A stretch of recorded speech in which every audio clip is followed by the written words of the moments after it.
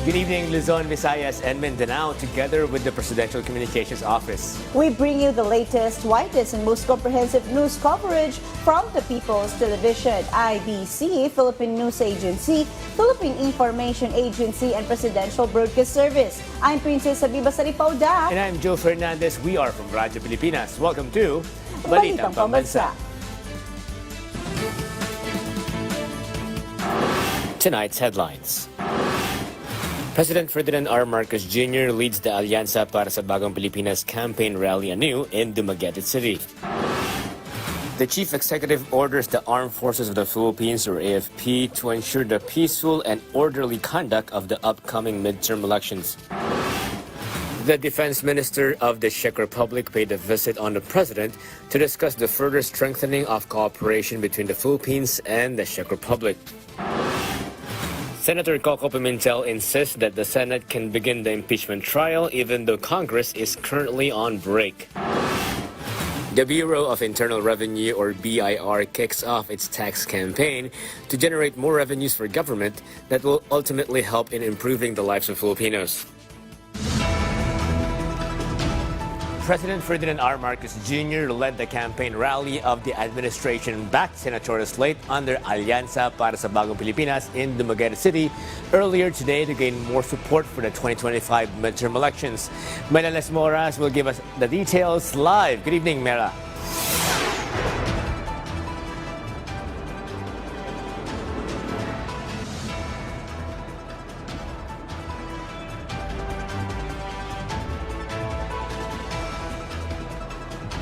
Joe, for the Chief Executive, unity is the solution to the country's problems.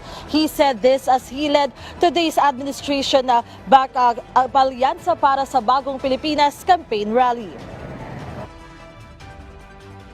Ito po ang Alyansa sa Bagong Pilipinas. Maraming salamat, Dumaguete!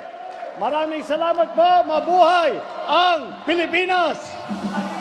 President Ferdinand R. Marcos Jr. proudly campaigned for the senatorial candidates of the administration for Hatol ng Bayan 2025. During the campaign rally of the Alianza para sa Bagong Pilipinas in Dumaguete City, the chief executive emphasized that the group has the best intentions for the country. That's why they deserve the support of our countrymen in the upcoming elections. Mga kababayan, malinaw ang direksyon natin. Ang direksyon natin ay ang mapaunlad ang Pilipinas, hindi mang-aapi. Pag-unlad, hindi takot ang solusyon. Ang solusyon ay ang dapat pagandahin ang ating patakbo ng ating pamahalaan. Ang mga kandidato ng alyansa ay kasama natin sa pagtataguyod ng interes at kapakanan ng bawat isang Pilipino. The President also explained why the administration's group is called Alianza para sa Bagong Pilipinas, saying that it is the key to the country's further progress. Dahil kung titignan niyo po, kung minsan, pagka lumalabas ang mga kandidato, pare-pareho pong kulay ang suot na t-shirt. Kami iba-iba. Dahil sa iba't ibang partido kami nanggagaling. Ngunit, pumayag po silang lahat na magsama-sama dahil nakakaunawa po sila na ang tanging solusyon para sa mga problema natin ay ang magkaisa. Kapag tayo lahat, pagkat tayo mga Pilipino ay nagkapit-bisig, kapag tayo mga Pilipino ay nagtutulungan at nagmamahal sa isa't isa, makikita po natin maganda ang ang pupuntahan, ang tutunguan ng ating minamahal na Pilipinas. Among the Alianza's candidates are former DILG Secretary Benher Abalos, Makati City Mayor Abby Binay, Senator Bong Revilla, Senator Pia Cayetano, former Senator Ping Lacson, Senator Lito Lapid, former Senator Manny Pacquiao, former Senator Tito Soto, Senator Francis Tolentino, Congressman Erwin Tulfo, Congresswoman Camille Villar, and Senator Aimee Marcos, although she was not able to come personally. At an earlier press conference, the Alianza emphasized that if they win the election, among the key areas all of them will focus on are the agriculture, tourism, health, and education sectors. We are going to propose that 50% of all the output of all farmers, of all agricultural products in the country, not only in Negros Oriental, be bought by government at their farm gate price. Sa presyo ng magsasaka, hindi sa presyo ng traders. So, ang mga magsasaka kikita. Yung programa naman ng bagong yung alyansa ay para sa kabutihan ng sambayan ng Pilipino at napakaganda. Ito ay magfo-focus sa pagbibigay ng trabaho at hanap buhay, negosyo para sa mga maliliit na pamilya. So yun yung focus namin. Go after Negros Oriental today, tomorrow, the Alyansa para sa Bagong Pilipinas will have its next campaign rally in Negros Occidental. And that's the latest, Joe. Many thanks, Mela Les Moras. With only a few months left before the 2025 midterm elections, President Ferdinand Marcos Jr. has instructed the Armed Forces of the Philippines, or AFP, to secure the electoral process and underscored the importance of maintaining peace and order throughout the election period. PTV's Kenneth Paciente tells us more. A few months before the 2025 elections, President Ferdinand R. Marcos Jr. directed the Armed Forces of the Philippines to ensure a smooth electoral process in May. The President emphasized that the elections must be conducted in an orderly and peaceful manner. He pointed out that the Filipino people must not be denied a credible election, especially since it is a fundamental part of the country's democracy. Once again, we find ourselves at the critical juncture where we have to preserve not only the integrity of our election, but the very ethos of our democracy. As a nation that deeply values and honors our right to vote, we are counting on the armed forces to ensure a peaceful, credible, and orderly conduct of the electoral process that Filipinos expect from us. We cannot fail them. The President made this statement during the oath-taking ceremony of newly promoted generals and flag officers of the Armed Forces of the Philippines. He once again underscored the crucial role of the AFP in upholding the integrity of the Philippine territory. The President encouraged AFP officials to continue living by the core values of the armed forces in fulfilling their duties, especially in protecting the country's territory and ensuring the security of every Filipino. Each of you here have your fair share of challenges in protecting the Filipino people and in protecting our nation. But you have risen above those challenges. You persevered in improving our country's security. You have pursued reforms to better your organization, and you have taken steps to enhance your capabilities. I am certain that you can never go astray, so long as you are guided by the time-honored principle of serving with honor and with integrity. Among those who took their oath before the Commander-in-Chief were 9 graduates of Foreign Pre-Commissioned Training Institutions, or FPCTI. He encouraged them to utilize their knowledge acquired abroad to further strengthen the Philippine Armed Forces. Training, the discipline, the strategies that you acquired abroad will certainly boost our forces' capabilities, especially amidst the increasingly uncertain geopolitical landscape. Our nation relies on you to bring fresh perspectives that will strengthen our defense systems and enhance military cooperation across borders. A total of 35 newly promoted generals and flag officers of the AFP, along with 9 FPCTI graduates, took their oath before the President. The oath-taking marks their willing acceptance of their duties and responsibilities of being officers in the armed forces. It demonstrates the readiness of the GFOs and new officers to lead the AFP, guiding and defending the nation against any threats. From PTV Manila, Kenneth Paciente, Balitang Pambansa. Next to free food and freebies, nothing gets people up on their feet over government paying them a visit than the lure of job opportunities. And the President, along with 15 business owners, private sector partners, had thousands up for grabs when the Bagong Pilipinas job fair hit Dumaguete City earlier today. Our Clayson Pardilla hammers out the details in this report. President Ferdinand R. Marcos Jr. provided thousands of job opportunities during his visit to Dumaguete City, Negros Oriental. As part of the Bagong Pilipinas para sa 4-piece job fair, 3,000 job openings were offered to current and graduating beneficiaries of the Pantawid Pamilyang Pilipino program. The initiative aims to help them secure stable employment and a reliable source of income after receiving government support. 15 employers and companies in partnership with the Labor Department participated in the job fair opening doors to various career opportunities. Alongside this, the Department of Social Welfare and Development distributed 3,000 pesos in financial aid to individuals facing crisis, disasters, or emergencies under the Assistance to Individuals in Crisis Situations program. The event also featured Kadiwa ng Pangulo stores offering affordable goods including bigas 29 rice to help ease the cost of living for Filipino families. President Marcos Jr. highlighted that consolidating these programs into a one-stop shop ensures government services reach those who need them most, making it easier for families to access essential support. He reaffirmed these initiatives reflect Bagong Pilipinas' commitment to uplifting the lives of Filipinos and securing a better future for the nation. And that's the latest.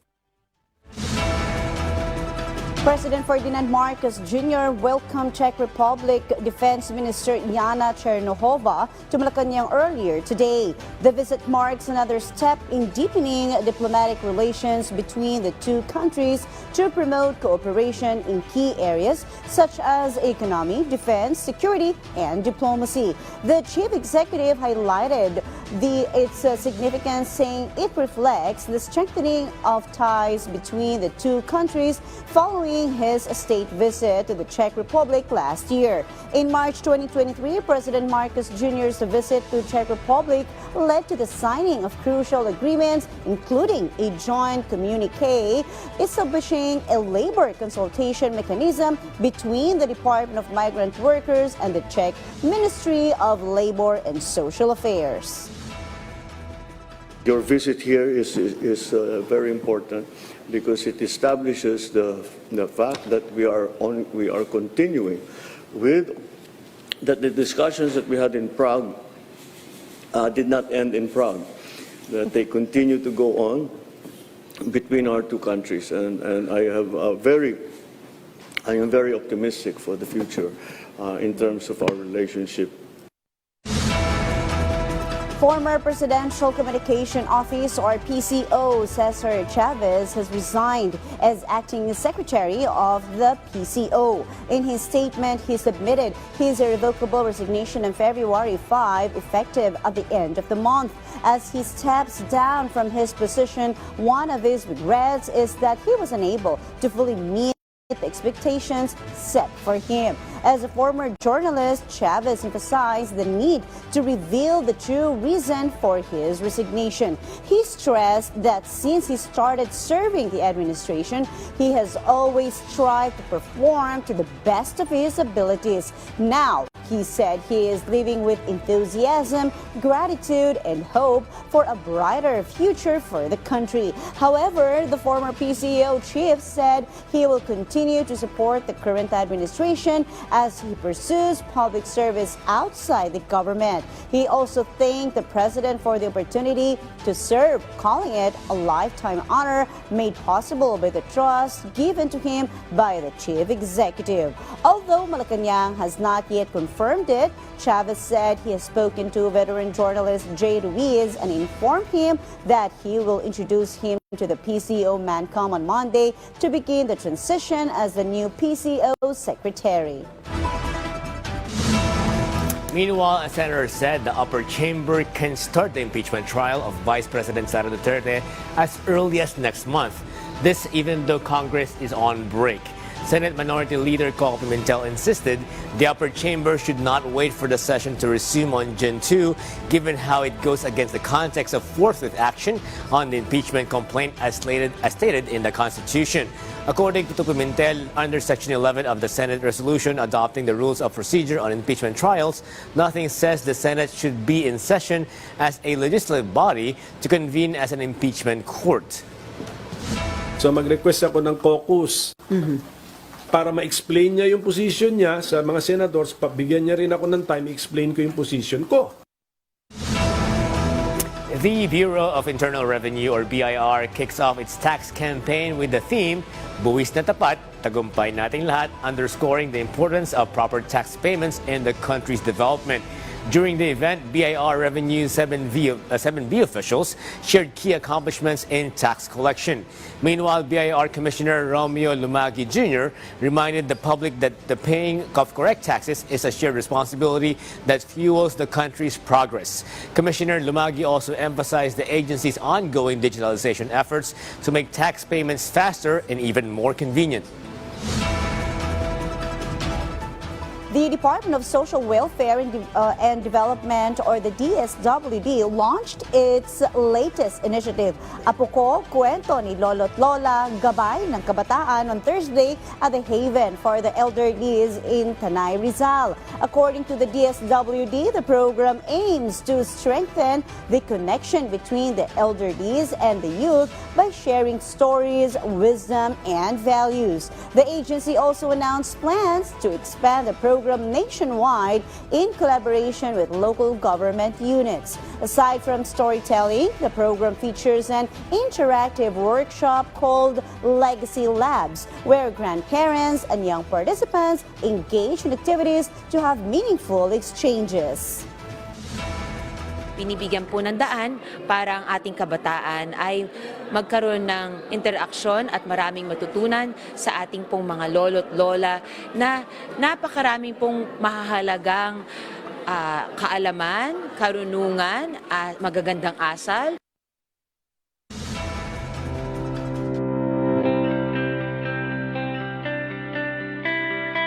Ating tuklasin ang kwento ng isang magsasaka na nakatira sa Barangay Supit, Munisipalidad ng Titay, na siyang naghintay ng 2 dekada para sa kanyang lupa. Si Noli Sumangil ay isang pastor at magsasaka, ama ng 2 anak at asawa ni Annalyn Pajarito Sumangil. Kay kaning akong area nga 2.6 hectares na ako ni mag 20 years na karon, o mana na mga developments nga among nahimo diri. Mahigit 300,000 piso na ang kanilang kinita dahil sa suporta ng DAR. Mahigit 2 ektarya ang lupa nila at naging matagumpay sila sa pagtatanim ng kalamansi. So dili jud masukod ang among kalipay, actually ang DAR, no, nga naamo provide na jud sa among hatag na jud ang titulo nga among ginapaabot sa taas nga ginapangandoy sa taas ng panahon. At least na jud mi kasiguruhan nga ang yuta nga among ginatikad maamo na jud. Thank you kayo. Si Noli ay isa lamang sa mahigit 4,000 benepisyaryo na nakatanggap ng kanilang pinakaaasam na titulo. Mula sa simula ng administrasyon ni Pangulong Ferdinand Marcos Jr., mahigit 8,000 titulo na rin ang naipamahagi sa rehiyon ng Zamboanga na sumasaklaw sa mahigit 12,000 ektarya.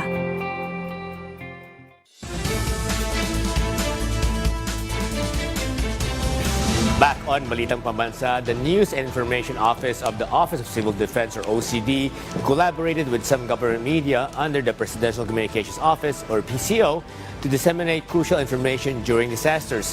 OCD visited Philippine Information Agency, Philippine News Agency, Presidential Broadcast Service, and People's Television Network for their benchmarking. According to Diego Mariano, News and Information Office Chief, the initiative can help them when it comes to disaster management. Moreover, OCD will continue to focus on spreading important information on social media to reach those who need help and to combat the circulation of misinformation and disinformation online.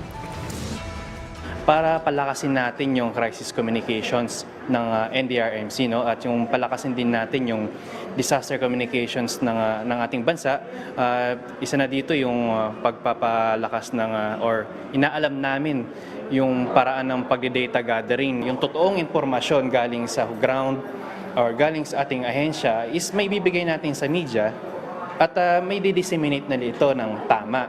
Kumbaga, kung makukuha nyo ng yung totoo at tamang impormasyon galing sa credible na sources katulad ng OCD at NDRIMC, is may bibigay nyo rin yung tamang impormasyon sa ating mga kababayan. Meanwhile, on an alarming news, dengue cases in Quezon City reached almost 2,000. This is based on the report of the Quezon City Epidemiology and Surveillance Division from January 1 to January 17. 11 fatalities have also been recorded due to the mosquito-borne illness. Currently, the local government has called for residents to consult immediately with doctors if they are experiencing any symptoms. Some of the symptoms of dengue are fever, headache, stomachache, rashes, and fatigue. A Cebu-based startup company won first prize in the recently held ASEAN India Startup Festival. Robinson Cabardo of Philippine Information Agency Sentro Visayas has more. A Cebu-based startup company won first prize during the recent ASEAN India Startup Festival that was participated in by 100 tech startups. The OMG, or Oh My Genie Crazy Fast, is a startup company that uses artificial intelligence and provides a platform to businesses and companies for a faster and cost-effective delivery system in around 30 minutes lead time. What our technology does for our business partners is reduce delivery times from days to minutes. We optimize their supply chains by up to 60%, lower their shipping costs by up to 40%. We also lower the drop carts and canceled orders by around 20 to 30%. The startup is also one of the graduates from the Startup Island PH program of the Department of Trade and Industry Region 7 in partnership with the local startup community. According to DTI 7, OMG's victory during the ASEAN India Startup Festival reflects the effective implementation of their program in guiding and developing startup companies in the Central Visayas region. Achievement underscores the effectiveness maybe of the Startup Island.ph program in nurturing globally competitive startups from Central Visayas or here in Cebu. So actually, OMG is the first batch of this program, the Startup Island Mentoring Program. So the success of OMG validates the efforts in fostering tech startups here in Region 7. Held on November 28 to 30, 2024 in New Delhi, India, the ASEAN India Startup Festival gathered and introduced the sustainable innovations that aim to address economic challenges in the ASEAN region. From the Philippine Information Agency Central Visayas, Robinson Cabardo, Balitang Pambansa. In other news, House Speaker Martin Romualdez leads the 46th founding anniversary celebration of Aurora Province. Philippine Information Agency Central Luzon's Michael Taroma has the details. House Speaker Martin Romualdez led the celebration of the 46th founding anniversary of the province of Aurora and the 137th birth anniversary of former First Lady Aurora Aragon Quezon. In his message, Romualdez challenged local officials to lead with compassion, dignity, and give one's life for others, just like the former First Lady. Being an Auroran is not just being about born here in the province. It is about carrying values. Sipag, tsaga, malasakit. Bayanihan is about working hard, trusting one another, and lifting each other up. Aurora has given so much to the country. Its natural resources, its cultures, its heroes, and today I say to you, Aurora deserves more from the Philippines. This year, Aurora Day celebration was colorful with the launch of Pasidayaw Festival. Among the activities that took place include surfing challenge, skateboarding competition, pista ng kalabaw, and binibining Aurora.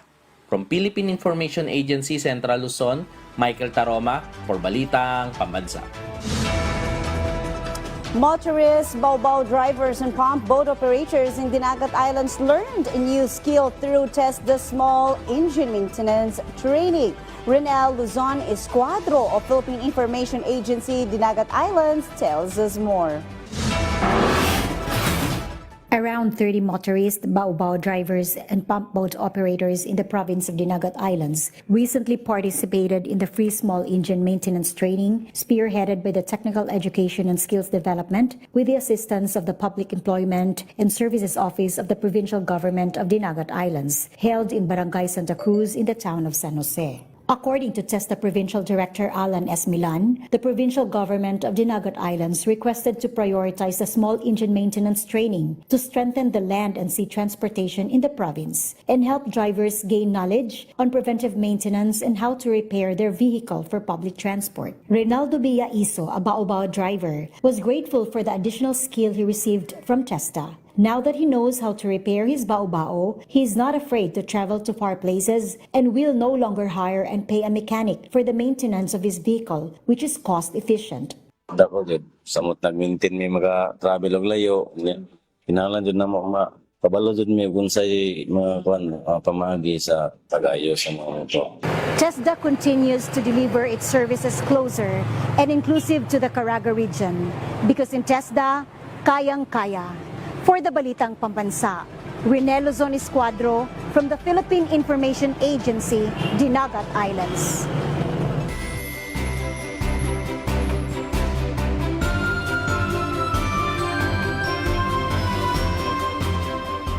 And for our weather update, the shear line is affecting southern Luzon and Visayas while the northeast monsoon is affecting the rest of Luzon.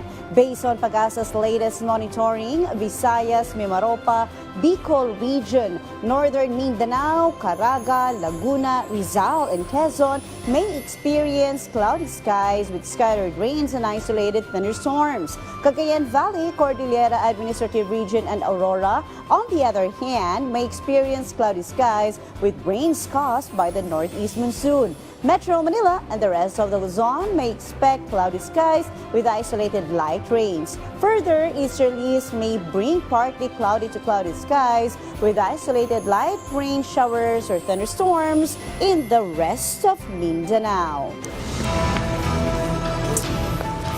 And that wraps up our rundown of the latest, widest, and most comprehensive news and information from all across the nation. From Radyo Pilipinas, I'm Joe Fernandez.